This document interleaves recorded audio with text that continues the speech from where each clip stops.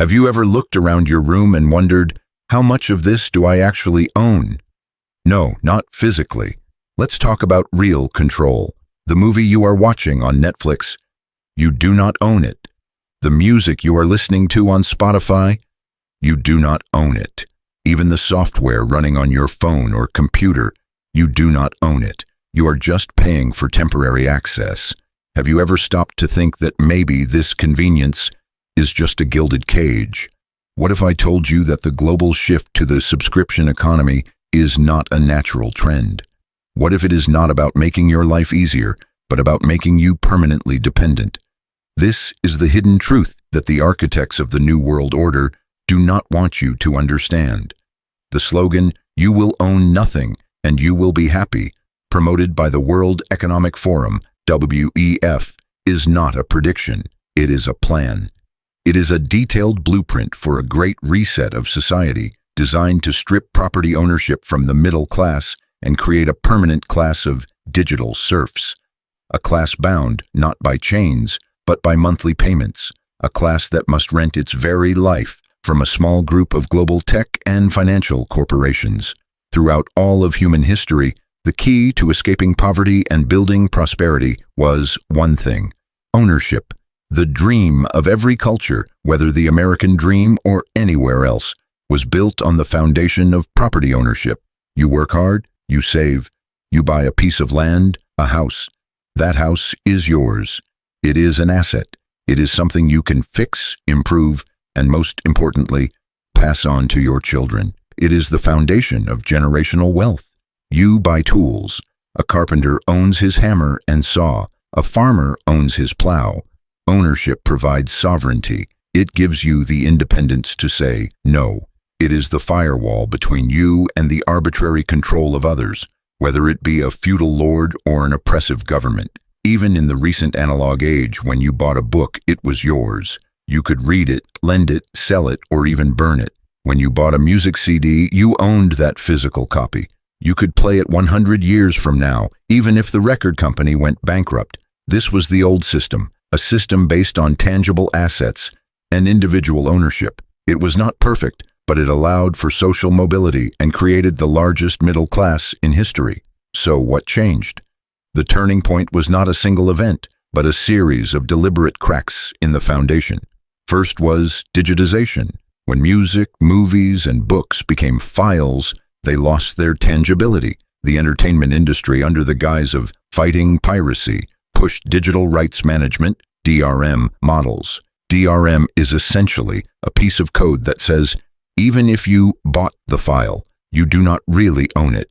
You are only granted a license that can be revoked. Napster and peer-to-peer networks were a chaotic expression of the desire for ownership in the digital age, but they were crushed. And from those ashes, platforms like Spotify and Netflix rose. They offered a deal. Why bother owning and storing MP3 files when you can pay us $10 a month and access every song ever recorded? We accepted it for convenience. We gave up our libraries in exchange for a playlist. Next came software. Once you bought a box of Microsoft Office or Adobe Photoshop. You paid $600 one time and you owned that software forever. But corporations hated this. They hated one-time revenue. They wanted a permanent cash flow, so they created software as a service, SaaS. Now, you cannot buy Adobe Photoshop. You can only rent it for $50 a month. The moment you stop paying, your entire toolkit, your ability to earn a living, disappears. You have become a subscriber to your own career. But the real financial turning point was the 2008 crisis. While the middle class was wiped out, losing their homes to mortgage fraud, a small elite did the opposite. Huge private equity firms like BlackRock and Blackstone, backed by cheap money printed by the Federal Reserve, swooped in.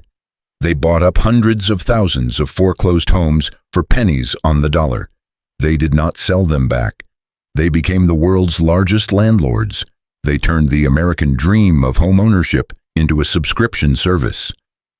And now the younger generation faces a housing market where they are not competing against other homebuyers.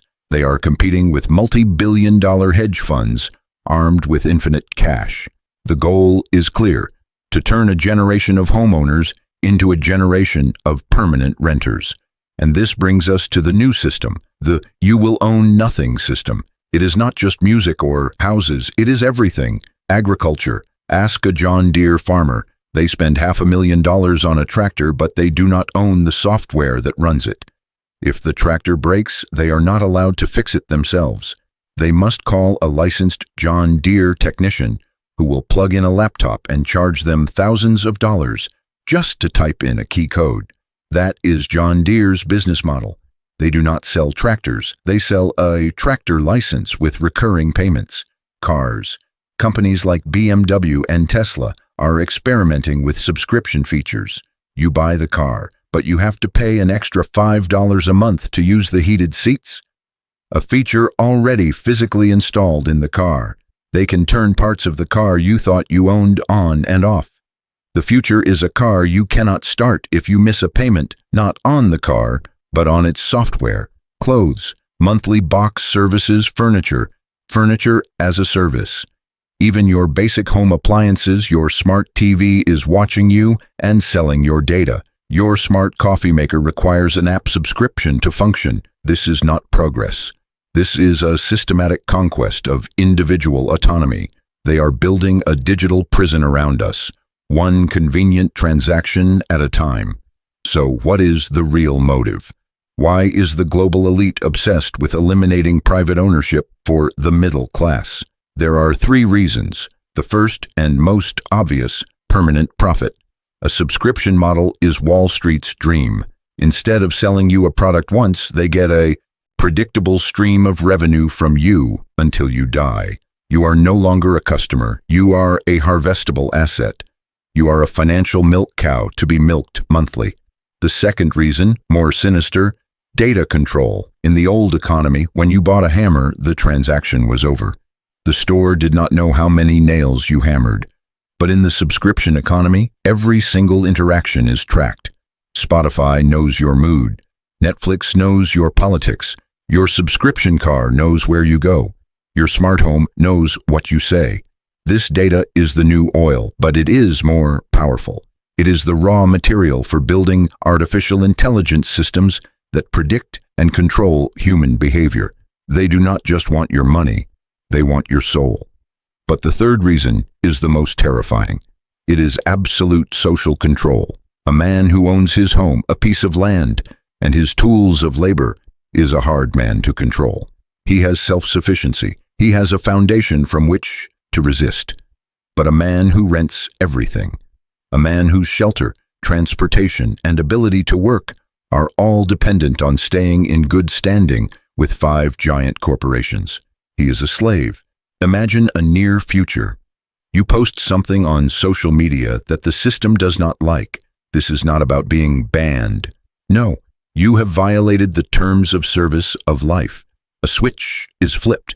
Your bank, now a central bank digital currency, CBDC, freezes your account. Your subscription car will not start. The smart door to your rented apartment will not open. Your work software subscription is revoked. You own nothing. You have no assets to sell. You have nowhere to go. You are rendered a non-person with the click of a button. This is not a conspiracy theory. This is the stated goal of the social credit system they are building. You will own nothing and you will be happy. Really means you will own nothing and you will comply.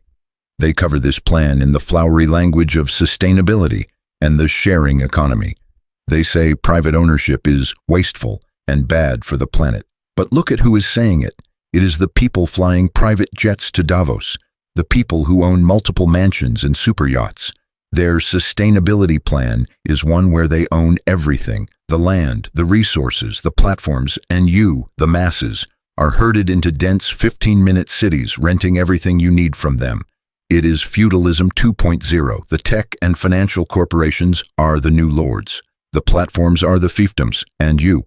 You are the digital serf, working the land, platform, and paying the majority of your income to the Lord in exchange for access and protection. They are selling us convenience, but we are paying with our sovereignty. We are trading the hard-won independence of our ancestors for the comfort of a gilded cage. The final war of human history will not be over territory or ideology. It will be the war for ownership, because in the end, a person who owns nothing, has nothing to protect, nothing to pass on, is not just a consumer. They are a product, and a society of products can never be called free.